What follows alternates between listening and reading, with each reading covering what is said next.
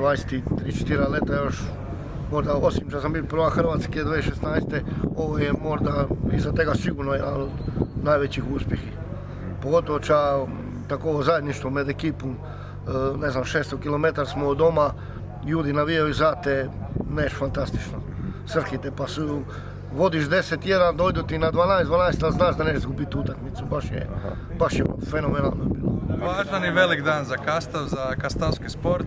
Naši bočari kluba Kastav osvojili su Kup Hrvatske i isti dan međunarodni turnir u Opatiji i nekako je ostavili krunu na ovu godinu u kojoj je otvoren bočarski dom u Kastvu i siguran sam da će na temelju ovih rezultata nove generacije bočara doći, da će naši bočari biti jedni od naših najvećih ambasadora i siguran sam da u ovim uvjetima kojima će sad moći raditi dolazit će i novi uspjesi.